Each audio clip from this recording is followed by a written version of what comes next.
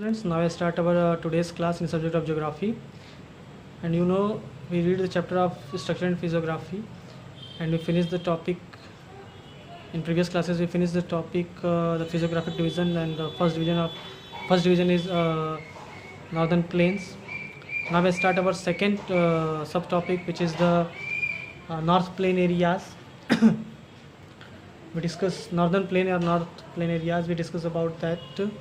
So जो भारत का उत्तरी मैदान है, यानी कल हमने एक इंट्रोडक्शन भी दिया था आपको कि कैसे इसका निर्माण हुआ, तो उसी के बारे में आज हम लोग चर्चा करेंगे। तो सबसे पहले इसका जो निर्माण हुआ है वो ऑलिवल डिपॉजिट्स से हुआ है।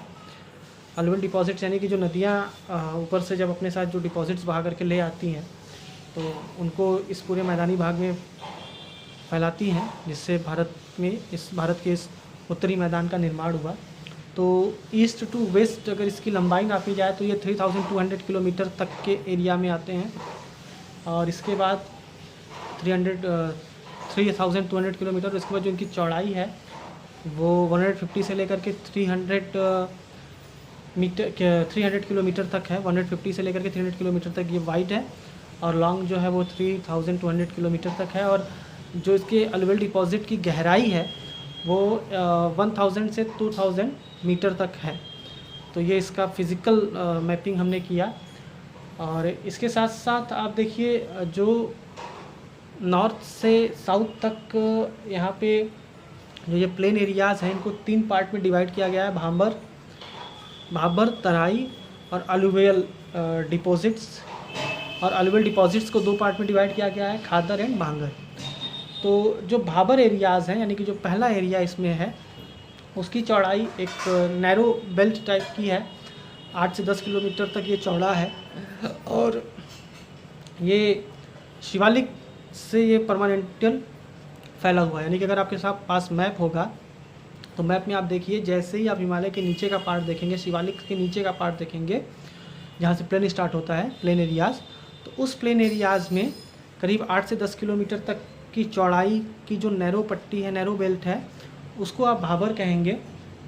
और यहाँ से जो हिमालय की नदियाँ निकलती हैं हिमालय की पर्वत श्रेणियों से, वो नदियाँ यहाँ से जो डिपॉजिट्स लेकर के आती हैं, तो इन डिपॉजिट्स में स्पेशली रॉक्स एंड बाउल्डर्स, यानी कि बोल्डर्स कहते हैं उसे, यानी कि जो बड़े बड़े चट्टान होते हैं, गोलाकार बोल्डर्स, वो और बड़े बड़े पत्थर, ये डिपॉजिट यहाँ पे आती है। जब आप इसको फिज़िकली देखेंगे मैप में, या कभी आपको जाने का मौका मिला उन जगहों पे, तो ये जो भाबर एरियाज़ हैं, जो नैरो बेल्ट एरियाज़ हैं, यहाँ पे पहाड़ों के छोटे टुकड़े, बोल्डर्स, रॉक्स, ऐसी चीज़ें आपको यहाँ पे मिलेंगी।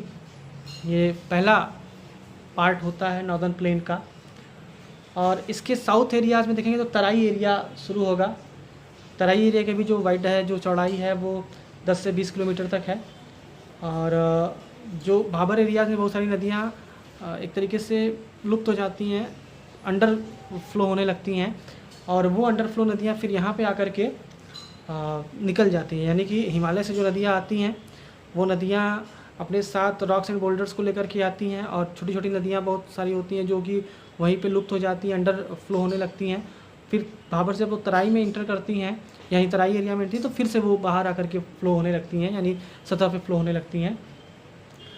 तो इस तरीके से ये उसका फिज़िकल डिविज़न्स है तराई एरिया का। और काफ़ी यहाँ पे कई प्रकार की नेचुरल वनस्पतियाँ होती हैं, वेजिटेशन से कहते हैं, नेचुरल वेजिटेशंस यहाँ पे बहुत सारी होती है, बहुत विविधता भरा होता है, और बहुत सारे वाइल्ड एनिमल्स भी यहाँ पे रहते हैं।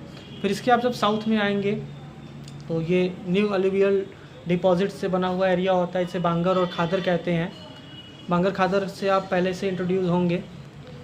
तो यहाँ पे नदी जो होती है वो आकर के मैच्योर एज में आ जाती है, अपने जो रिवर्स फ्लो करती है वो मैच्योर एज में फ्लो करती है। इनका जो बहुत फ्लो रहता है वो स्लो हो जाता है, और बहुत सारे यहाँ पे नए फॉर्म्स, नई सीनरीज को फॉर्म्स करती हैं। तो ये जो सीनरियोज़ बनाती हैं, नए लैंडस्केप बनाती हैं, इन्हें इरोजनल और डिपोजिशनल लैंडफॉर्म्स कहते हैं, जो स्पेशली आते हैं, जैसे बार्स, मेंडर्स, ऑक्सबो, लेक्स। तो ये सारी चीज़ें फॉर्म करती हैं। और इन्हें हिंदी में हम भी बता देते हैं आपको ताकि समझने में आसानी रहेगी। तो इसे विसर्प वगैरह कहते हैं, लैंडर्स वगैरह को। ये हम लोग अभी आगे के चैप्टर्स में पढ़ेंगे, इसके अभी बहुत ज़्यादा कंफ्यूज मत होइएगा। इन सारी चीज़ों का इंट्रोडक्शन हम लोग आगे के चैप्टर्स में पढ़ेंगे कि ये बार्स, लैंडर्स, बार्स, मेंडर्स और ऑक्सबो क्या होता है। लेक्स तो आप जानते होंगे, तो अभी आगे एक सेपरेट चैप्टर होगा, इसके बारे में हम लोग डिटेल में जानकारियाँ लेंगे। अभी केवल लैंड फीचर्स पढ़ रहे हैं, तो उस पर आप फोकस रखिएगा। और तो यहाँ पे नदियाँ आकर के बहुत सारे जगहों पे एक तरीके से मैच्योर एज में आ जाती हैं और बहुत सारी नदियाँ रास्ता बदल देती हैं।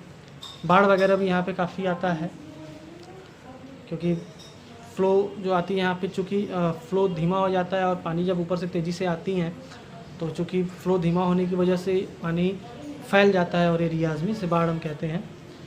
तो इस तरीके से यहाँ का फीचर जो बनता है इसे। फिर उसके बाद देखिए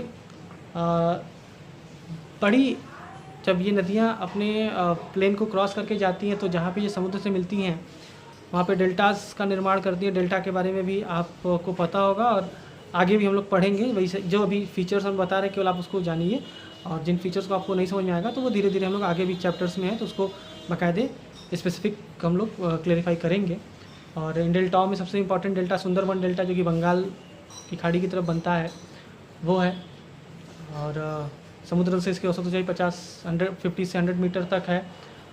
तो इस तरीके से ये फीचर है खादर बाम्बर का, नॉर्दर्न प्लेन एरियाज़ का। और इसके साथ साथ हरियाणा और दिल्ली का एरिया जो है वो सिंधु और गंगा नदी जो ड्रेनेज सिस्टम है उसका डिवाइडेशन एरिया है, यानी कि वही जगह से सिंधु नदी ईस्ट की ओर मुड़ जाती है और गंगा नदी वेस्ट की ओर, सिंधु नदी पाकिस्तान की ओर मुड़ जाती है और गंगा नदी इधर उत्तर प्रदेश, बिहार और बंगाल की तरफ मुड़ जाती है। ब्रह्मपुत्र नदी तो ऊपर से ही आती है अरुणाचल प्रदेश से मुड़ करके। तो इस तरीके से ये फ्लो ऑफ रिवर्स हैं। और इसके साथ साथ ब्रह्मपुत्र नदी जब साउथ की बांग्लादेश में एंट्री करती है तो धुबरी एक जगह है जहाँ से वो 90 डिग्री एंगल मुड़ जाती है। और फिर यहाँ पे बहुत सारे एलुवियल डिपॉजिट्स को एलुवियल डिपॉजिट्स करती है, और जिसकी वजह से यहाँ पे काफ़ी फर्टिल एरिया बन जाता है। और गेहूँ, चावल, गन्ना यानी वीट वीट, राइस एंड उसके साथ साथ सगर केन, जूट, इन सारी चीज़ों का प्रोडक्शन काफ़ी बड़े लेवल पे, क्योंकि फर्टिल सॉइल यहाँ पे बड़े लेवल मिलती है, जिसकी वजह से यहाँ पे पॉपुलेशन डेंसिटी भी बहुत ज़्यादा होती है। तो इस तरीके से हमारा जो टॉपिक है नॉर्दर्न प्लेन वो क्लियर होता है। और इसके बाद जो हमारा नेक्स्ट टॉपिक है ये पेनिसुलर डेक्कन प्लेट्यू कह सकते हैं, पेनिसुलर प्लेट्यू कह सकते हैं, इसका नाम है। द पेनिसुलर प्लेट्यू को ही डेक्कन प्लेट्यू कहते हैं। ये भी तीन पार्ट्स में डिवाइड है, Deccan plateau, central highland and north east plateau. अब आपके पास मैप होगा तो आप उसमें ज़रूर इसके फीचर्स को देखिएगा। डेक्कन प्लेट्यू, सेंट्रल हाईलैंड और नॉर्थ ईस्ट प्लेट्यू किसे कहते हैं। तो डेक्कन प्लेट्यू यानी दक्षिण का पठार, सेंट्रल हाईलैंड यानी कि जो दक्षिण के साउथ के ऊपर का पार्ट है नॉर्थ में, और प्लेन के नीचे का पार्ट है, इसके बीच के एरिया को हम सेंट्रल हाईलैंड कहते हैं। और उसके बाद नॉर्थ ईस्ट प्लेट्यू यानी कि जो हमारे 7 सिस्टर्स स्टेट हैं, यानी कि जो उत्तर पूर्व भारत है वहाँ का जो पठारी एरिया है, मेघालय, मिजोरम, नागालैंड एरियाज़ में, उन्हें हम नॉर्थ ईस्ट प्लेट्यू कहते हैं। तो एक एक करके हम इसके बारे में जानेंगे। तो इस तरीके से अपना सेकंड टॉपिक अभी एक इंट्रोडक्शन लेवल पे ही शुरू करते हैं, क्योंकि पूरा टॉपिक कवर नहीं हो पाएगा, तो केवल एक इंट्रोडक्शन आपको दे देते हैं, फिर नेक्स्ट वीडियो में हम पूरा टॉपिक को कवर करेंगे। तो डेक्कन प्लेट्यू को 3 पार्ट में डिवाइड किया गया है, और स्पेशली पूरे हाईलैंड, इस पूरे एरिया को अगर देखें तो ये जो प्लेन एरियाज़ हैं, रिवर के प्लेन एरियाज़ हैं, इससे करीब 150 मीटर ऊपर है, यानी कि ये ऊंचाई से प्लेन से करीब 150 मीटर ऊंचा वाला एरिया माना जाता है। और काफ़ी ये ट्रायंगुलर शेप में है, काफ़ी कटा फटा है। तो ये प्लेट्यू का यानी कि जो पेनिसुलर एरिया है ये इसका एक फ़िज़िकल फीचर है। और इसके साथ ही जो इसकी फ़िज़िकल बाउंड्री है, यानी जो बाउंड्री हम लोग इसके बारे में चर्चा भी कर चुके हैं, पहले दोबारा हम बता देते हैं। तो नॉर्थ ईस्ट से दिल्ली और कटक, अरावली जो इसका विस्तार है, अरावली पर्वत श्रृंखला जो राजस्थान में है, इसका जो सेपरेट एरियाज़ है वहाँ से। और फिर ईस्ट में आप देखेंगे तो राजमहल हिल्स एरिया है, यानी कि इसे आप अगर स्टेट के हिसाब से देखें तो ये आपको झारखंड और उड़ीसा के एरिया में मिलेगा। फिर वेस्ट में अगर देखें तो गिर की जो हिल रेंज है, गिर हिल रेंज है वहाँ पे।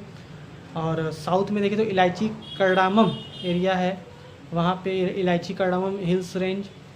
तो ये पेनिनसुलर रीजन यानी पेनिनसुलर प्लेट्यू रीजन का जो है मैप को एक तरीके से निर्धारित करती है कि इन एरियाज़, पूरा ये जो एरिया का बाउंड्राइजेशन है ये पूरा प्लेट्यू रीजन है भारत का। तो इस प्रकार हम एक सिंपल इंट्रोडक्शन लेते हैं और कल के लेक्चर में आपको बताएंगे कि इसके और क्या फिजिकल फीचर्स हैं।